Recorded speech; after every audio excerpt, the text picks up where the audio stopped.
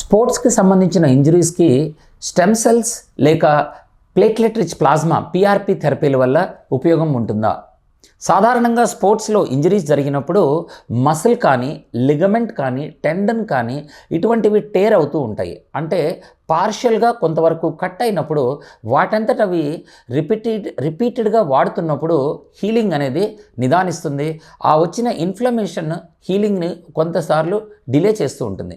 అటువంటి పరిస్థితుల్లో మనము చాలా స్పెసిఫిక్గా దీన్ని టార్గెటెడ్ ఈ ప్లేట్లెట్ రిచ్ ప్లాస్మా థెరపీస్ కానీ లేదా స్టెమ్ సెల్ థెరపీస్ని వాటిని మనం అక్కడికి పంపించి అల్ట్రాసౌండ్ ద్వారా లేదా ఎక్స్రే ఫ్లోరోస్కోపీ ద్వారా ఇలాంటి ప్లేసులకి మనం మెడిసిన్ని తీసుకువెళ్ళి ఇంజెక్ట్ చేసిన దానివల్ల ఆ తరువాత దాన్ని గ్రేడెడ్ రీహాబిలిటేషన్ అనే పద్ధతి ద్వారా మనం వాళ్ళని రికవర్ చేసిన దాని ద్వారా మంచి హీలింగ్ అనేది జరిగి పేషెంట్స్ రికవరీ బాగా వచ్చి వాళ్ళ కెరియర్ ఏదైతే ఉంటుందో స్పోర్ట్స్ కెరియర్ని కంటిన్యూ చేయడానికి సాధ్యమవుతుంది.